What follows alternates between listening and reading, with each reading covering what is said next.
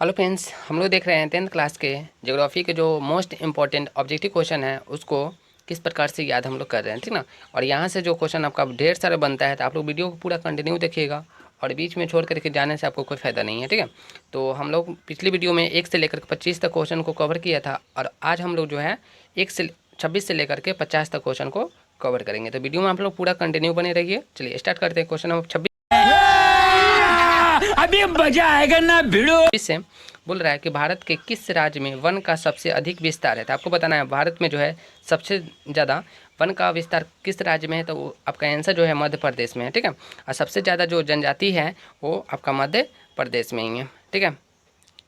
अगला है तुम्हारा आपका 27 नंबर क्वेश्चन बोल रहा है कि वन संरक्षण एवं प्रबंधन की दृष्टि से वनों को वर्गीकृत किया गया है। तो आपको बताना है कितने भागों में जो है इसको वर्गीकृत किया गया है। तो इसका आंसर आपको लगाना है ऑप्शन नंबर बी में 3 वर्गों में इसको विभाजित किया गया है, राइट। चलिए क्वेश्चन नंबर 28 बोल रहा है कि 1951 से 1980 तक लगभग कितना वर्ग किलोमीटर वन क्षेत्र कृषि भूमि पर परिवर्तन हुआ है। यानी कि कितना जो है वन क्षेत्र कृषि भूमि में परिवर्तित हो गया, यानी कि वन का जो है कटाव हुआ है। तो आपको आंसर लगाना है, आंसर किस में हो जाएगा, आपका आंसर 26,200 किलोमीटर हो जाएगा। 26,200 किलोमीटर आपका आंसर हो जाएगा, जो ऑप्शन नंबर आपका दे रखा है बी में, ठीक। चलिए क्वेश्चन नंबर 29 बोल रहा है FAO की वानिकी रिपोर्ट के अनुसार 1948 ईस्वी में विश्व में कितने हेक्टेयर भूमि वन का विस्तार था। आपको बताना है 1948 में जो है ना विश्व में कितने हेक्टेयर में भूमि वन का विस्तार था। तो आपको आंसर लगाना है ऑप्शन नंबर बी में 4 अरब हेक्टेयर, ठीक है। आप लोग को क्या करना है, साथ में पेन पेंसिल लेकर के साथ में बैठना है और सारे क्वेश्चन को लिखते जाना, नोट्स बनाते जाना, क्योंकि आपको जो है ये एग्जाम में काफ़ी बेनिफिट देने वाली क्वेश्चन है।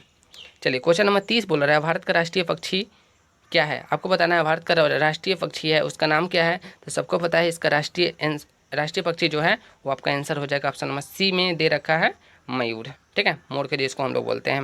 और देख सकते हैं ये जो क्वेश्चन है कितना नंबर से डिफिटेड हुआ है, ठीक है ना। 17 में आया, 19 में आया, फिर 19 में आया, ठीक है, प्रथम और द्वितीय पाली में।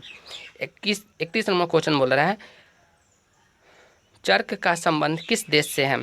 आपको बताना है चर्क का संबंध जो है किस देश से है। तो इसका राइट आंसर हो जाएगा ऑप्शन नंबर सी, भारत से है आपका चर्क का संबंध। चलिए अगला प्रश्न है 32 नंबर क्वेश्चन बोल रहा है टैक्सोल का उपयोग होता है, टैक्सोल का जो उपयोग है किस रूप में होता है। तो आपको आंसर लगाना है ऑप्शन नंबर सी में कैंसर के रूप में जो है ना टैक्सोल का प्रयोग किया जाता है। 33 नंबर प्रश्न बोल रहा है विश्व पर्यावरण दिवस कब मनाया जाता है। ये बहुत इंपॉर्टेंट क्वेश्चन है, ये क्वेश्चन बहुत बार आता है। विश्व पर्यावरण दिवस जो है किस दिन को मनाया जाता है। तो इसका आंसर हो जाएगा 5 जून, ठीक है। 5 जून को विश्व पर्यावरण दिवस मनाया जाता है। क्वेश्चन नंबर 34 बोल रहा है संविधान की धारा 21 का संबंध है। आपको बताना है संविधान की धारा 21 किससे संबंध है। तो इसका आंसर हो जाएगा वन्य जीवों एवं प्राकृतिक संसाधनों के संरक्षण से जो है 21 का संबंध है। धारा 21 का संबंध है वन्य जीवों एवं प्राकृतिक संसाधनों के संरक्षण से। आई होप कि क्लियर होते जा रहा है। आपको क्या करना है ना, लिखते जाना है क्वेश्चन सारे को और साथ में आंसर को भी। क्वेश्चन नंबर 35 बोल रहा है प्राकृतिक संसाधनों संरक्षण हेतु 1968 ईस्वी में कौन सा कन्वेंशन हुआ था। तो आपको आंसर लगाना है अफ्रीकी कन्वेंशन हुआ था आपका 1948 में, ठीक। चलिए प्राकृतिक संसाधनों संरक्षण हेतु 1968 में कौन सा कन्वेंशन हुआ था। तो अफ्रीकी कन्वेंशन हुआ था। अगला प्रश्न है इनमें से कौन सा ऐसा जीव है जो केवल भारत में ही पाया जाता है। आपको बताना है इनमें से कौन है, मगरमच्छ, डॉल्फिन, व्हेल या कछुआ। इसमें से आपको बताना है कौन है जो सिर्फ भारत में पाया जाता है। तो इसका आंसर हो जाएगा ऑप्शन नंबर बी, डॉल्फिन जो है सिर्फ हमारे भारत में पाया जाता है। इसको समुद्री हम लोग क्या बोलते हैं, राष्ट्रीय जीव भी बोलते हैं। अगला प्रश्न है 37 नंबर प्रश्न बोल रहा है किस खनिज को उद्योगों की जननी माना जाता है। तो आपको बताना है उद्योगों का जननी किसे माना जाता है, मैंगनीज, बॉक्साइट, लोहा या फिर सोना को माना जाता है। आपको आंसर लगाना है ऑप्शन नंबर सी में लोहा को जो है ना उद्योगों का जननी माना जाता है। अगला प्रश्न नंबर 38 बोल रहा है इनमें से कौन लौह अयस्क का एक उदाहरण, लौह अयस्क का उदाहरण कौन सा है, बिटुमिनस, एंथ्रासाइट, हेमेटाइट या इनमें से कोई नहीं। आपको बताना है बिटुमिनस जो है कोयला का है, एंथ्रासाइट आपका कोयला का है, हेमेटाइट जो है आपका लोह अयस्क का एक प्रकार है। तो ऑप्शन नंबर सी आपका राइट आंसर हो जाएगा। अगला प्रश्न है प्रश्न नंबर 39 बोल रहा है भारत का सबसे बड़ा लौह अयस्क उत्पादन राज्य कौन सा है। आपको बताना है भारत का सबसे बड़ा उत्पादक राज्य कौन सा है। तो कहाँ पे जो है सबसे ज़्यादा लौह का उत्पादन होता है। तो इसका आंसर हो जाएगा ऑप्शन नंबर ए, कर्नाटक में जो है सबसे ज़्यादा लौह अयस्क उत्पादन होता है। ठीक है, चलिए अगला प्रश्न है, प्रश्न नंबर 40। भारत में लगभग कितने खनिज पाए जाते हैं, कितने प्रकार के खनिज जो है पाए जाते हैं, तो आपको आंसर लगाना है ऑप्शन नंबर सी में 100 प्रकार की लगभग हमारे भारत में जो है ना खनिज पाई जाती हैं। 41 नंबर प्रश्न बोल रहा है, इनमें से कौन लौह युक्त खनिज का उदाहरण, लौह युक्त यानी कि जिसमें लोहा का तत्व मिला होगा, ठीक है ना, लोहा का अंश उसमें होगा, इसमें से आपको बताना है चूना पत्थर, अब्रक, मैग्नीज या फिर बॉक्साइट। आपको बताना है इसमें से कौन है, आपका राइट आंसर हो जाए ऑप्शन नंबर सी, मैग्नीज में जो है आपका लौह युक्त खनिज है। अगला प्रश्न है आपका 42 नंबर बोल रहा है, इनमें से कौन अधात्विक खनिज है। आपको बताना अधात्विक, जिसमें धातु नहीं होगी उसको बोलते हैं अधात्विक। सोना, चांदी, टीन या फिर अब्रक। सोना में आपका धातु होती है, चांदी में भी होती है, टीन में भी होती है, बट यहाँ पे जो आपका 42 का डी अब्रक में जो है अधात्विक का गुण, सॉरी धातु का गुण नहीं होता है, यानी कि अब्रक जो है आपका अधातु में आ जाएगी। ठीक है, अगला प्रश्न, प्रश्न नंबर 43 बोल रहा है, छत्तीसगढ़ भारत के कितना प्रतिशत लौह अयस्क उत्पादन करता है। छत्तीसगढ़ जो है भारत का कितना प्रतिशत लौह अयस्क उत्पादन करता है, तो इसका आंसर हो जाएगा ऑप्शन नंबर बी, 20% जो है आपका यहाँ पे उत्पादन करता है। ठीक है, चलिए अगला प्रश्न है, प्रश्न नंबर 44 बोल रहा है, मैग्नीज उत्पादन में भारत का विश्व का कौन सा स्थान है। मैग्नीज जो उत्पादन होती है भारत में हमारे, वो पूरे विश्व में कितने स्थान पे आती है, तो आपका आंसर लगाना है ऑप्शन नंबर सी में तृतीय नंबर पे आती है, यानी कि तीसरे नंबर पे भारत जो है मैग्नीज उत्पादन में आती है।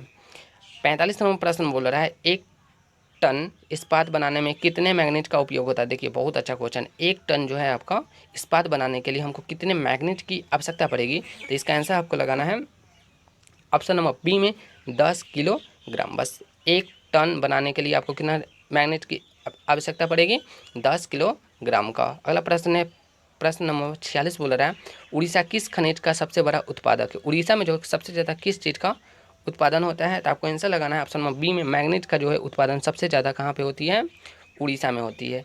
पूरे विश्व में जो है ना मैग्नीज कितने नंबर पे आती है, तीसरे नंबर पे आती है उत्पादन के क्षेत्र में भारत। ठीक है, 47 नंबर को प्रश्न बोल रहा है कि एल्युमिनियम बनाने के लिए किस खनिज की आवश्यकता पड़ती है, तो एल्युमिनियम को बनाने के लिए किस खनिज का प्रयोग किया जाता है, इसमें आपको आंसर लगाना है ऑप्शन नंबर डी में, यानी कि बॉक्साइट का प्रयोग किया जाता है एल्युमिनियम को बनाने के लिए। ठीक है, तो ये सारे क्वेश्चन को आपको क्या करते जाना है ना, सारे क्वेश्चन को लिखते जाना है। ठीक है, साथ में आंसर भी इसका। अगला प्रश्न बोला है, देश में तांबे का कुल भंडार कितना है। आपको बताना है हमारे जो देश है उसमें तांबे का कुल भंडार कितना है, तो इसका आंसर आपको लगाना है ऑप्शन नंबर बी में 125 करोड़ टन जो है हमारे देश में क्या है, तांबे का कुल भंडार है। 39 नंबर प्रश्न बोल रहा है, बिहार झारखंड में देश का कितना प्रतिशत अब्रक का उत्पादन होता है, यानी कि बिहार और झारखंड को मिला करके कितना प्रतिशत अब्रक उत्पादन करता है, तो आपको आंसर लगाना है ऑप्शन नंबर सी में, सॉरी बी में, राइट आपका सी है आंसर, ऑप्शन नंबर सी है आपका 80% जो है ना अब्रक वो उत्पादन करता है कौन, बिहार और झारखंड पूरे देश का। अगला प्रश्न है आपका 50 नंबर प्रश्न बोल रहा है,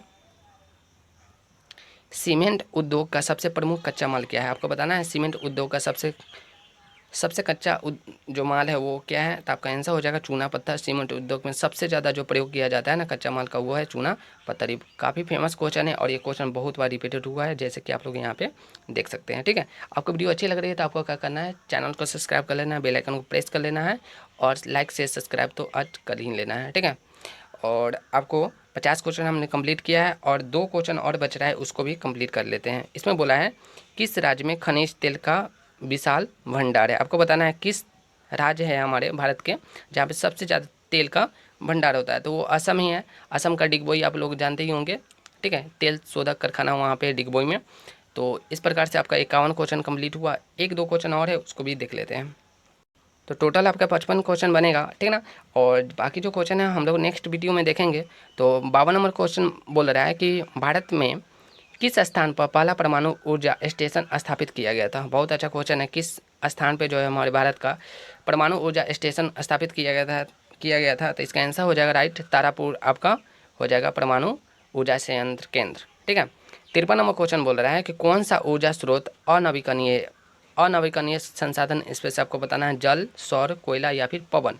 तो इसमें से जल आपका नवीकरणीय है, सौर आपका नवीकरणीय है, पवन आपका नवीकरणीय है, बट कोयला जो है आपका ऑप्शन नंबर सी वो आपका अनवीकरणीय है। ठीक है, 54वां प्रश्न बोल रहा है प्राथमिक ऊर्जा उदाहरण क्या है। सॉरी, इसमें से आपको बताना है कौन नहीं है। प्राथमिक ऊर्जा का उदाहरण इनमें से कौन नहीं है। कोयला, विद्युत, पेट्रोलियम या प्राकृतिक गैस। बताना है आपको इसमें से कौन नहीं है। तो इसका आंसर हो जाएगा ऑप्शन नंबर बी, विद्युत। कोयला आपका पेट्रोलियम और प्राकृतिक गैस जो है प्राकृतिक का प्राथमिक ऊर्जा का आपका उदाहरण है। ठीक है, बट ये जो विद्युत है आपका, ये नहीं आपका प्राथमिक ऊर्जा में आती है। चलिए 55वां प्रश्न बोल रहा है ऊर्जा का गैर प्रारंभिक स्रोत है। आपको बताना है ऊर्जा का गैर प्रारंभिक स्रोत कौन सा है। कोयला, विद्युत, पेट्रोलियम या फिर सौर ऊर्जा। गैर प्रारंभिक स्रोत कौन सा है। ऑप्शन नंबर डी होगा आपका सौर ऊर्जा। आई होप कि सबका क्लियर हो गया होगा। और यहाँ तक हमने टोटल कितने क्वेश्चन को कवर किया, 30 क्वेश्चन का आज हम लोग देखे हैं। तो नेक्स्ट वीडियो में मिलते हैं हम लोग, और चैनल को सब्सक्राइब कर लीजिएगा, बेल आइकन को प्रेस कर लीजिए। Thank you.